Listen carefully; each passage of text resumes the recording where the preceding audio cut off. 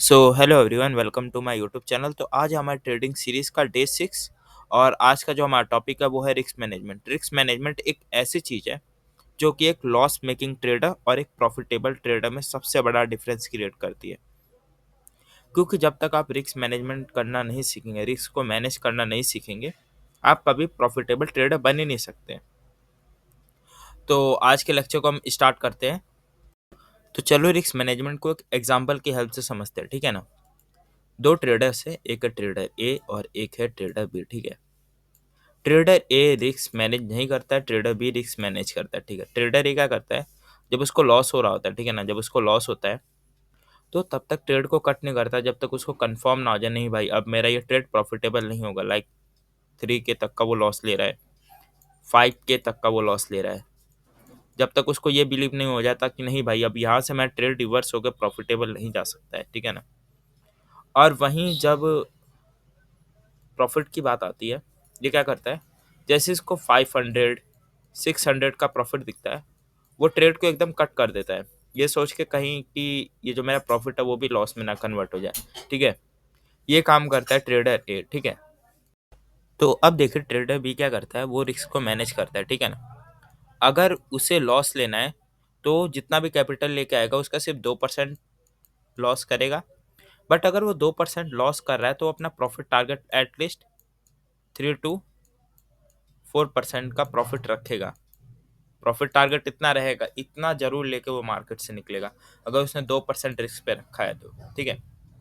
इतनी बात आप लोगों को समझ आ गई। अब देखिए क्या फायदा हो रहा है दोनों को, ठीक है, मतलब क्या नुकसान हो रहा है, क्या फायदा, ठीक है।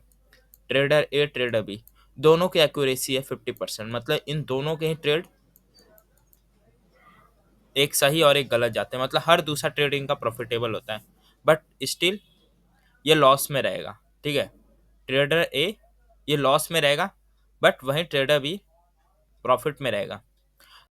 आई होप इस एग्जाम्पल की हेल्प से आप समझ गए होंगे कि रिस्क मैनेजमेंट कितना इंपॉर्टेंट है, ठीक है।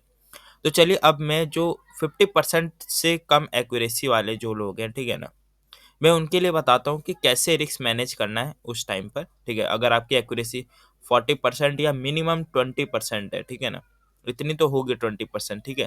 तो मैं कैसे रिस्क मैनेज करना है वो मैं बताता हूँ, ठीक है। तो चलो मान लेते हैं अगर आपकी एक्यूरेसी 40% है, ठीक है ना, मतलब हर 10 ट्रेड में आपके सिर्फ 4 ट्रेड प्रॉफिटेबल होते हैं और 6 लॉस मेकिंग होते हैं, ठीक है ना।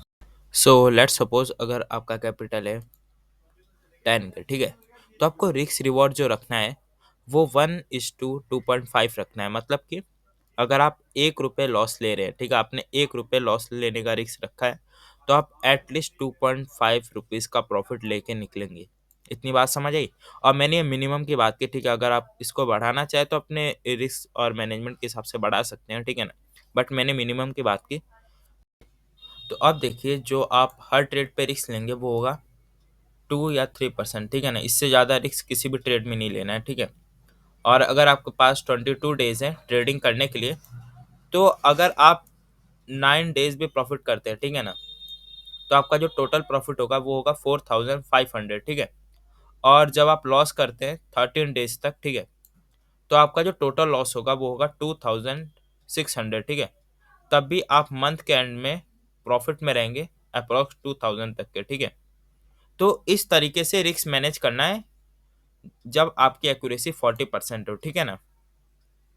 तो तो चलो अब नेक्स्ट बात करते हैं 20% एक्यूरेसी के साथ। अगर किसी की एक्यूरेसी 20% है सिर्फ, तो किस तरीके से अपना रिस्क मैनेज कर सकते हैं, ठीक है ना।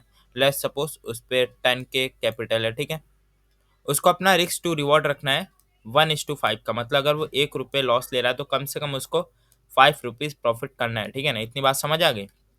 रिस्क हमेशा वहीं रहेगा सेम, आप चाहे कितनी भी एक्यूरेसी के साथ करें, आप 90% एक्यूरेसी के साथ करें, 70%, 80%, आपका रिस्क हमेशा 2 या 3% का रहना चाहिए, ठीक है ना।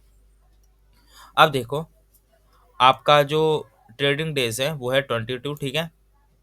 और आप सिर्फ 5 डेज प्रॉफिट करते हैं, ठीक है, इस रिस्क टू रिवॉर्ड के साथ, तो आपका जो प्रॉफिट होगा वो अप्रोक्स होगा 5000 रुपीज़ का। और अगर आप 70 डेज लॉस भी करते तो आपका जो टोटल लॉस होगा वो होगा 3400 का। तब भी आप नेट प्रॉफिट में रहेंगे 1600 के, ठीक है। आई होप आप लोगों को रिस्क मैनेजमेंट समझ आ गया होगा, ठीक है। और जिसकी भी एक्यूरेसी 50% से ज़्यादा है वो 1:2 का रिस्क टू रिवॉर्ड रख सकता है, ठीक है ना। और एक और चीज़, जैसे जैसे आप रिस्क टू रिवॉर्ड को बढ़ाते चले जाएंगे 1:3, 1:4, 1:5, आपकी एक्यूरेसी ऑटोमेटिकली कम होती चली जाएगी, ठीक है। तो आज के लिए बस इतना ही। आई होप आप लोगों को वीडियो पसंद आई होगी और जो मैं समझाना चाहता वो आप लोगों को समझ आ गया होगा। तो चैनल को लाइक और सब्सक्राइब करना ना भूलना, क्योंकि कल हम ला रहे हैं लेक्चर इमोशन कंट्रोल के ऊपर, क्योंकि रिस्क मैनेजमेंट के अंदर ये भी बहुत इंपॉर्टेंट कॉन्सेप्ट है कि अपने इमोशंस को कैसे कंट्रोल करें, कैसे अपने आप को मोटिवेट करें कि नहीं, अगर हमें 2% का रिस्क हो रहा है, इतना लॉस हो चुका है, तो हमें ट्रेड कैसे कट करनी है, ठीक है ना। ऐसा कॉन्फिडेंस कैसे लाएं, ठीक है। तो इन सब के ऊपर कल डिस्कस करेंगे। कल का लेक्चर हमारा पूरा इसी के ऊपर होने वाला है, तो चैनल को सब्सक्राइब करना ना भूलना, ठीक है।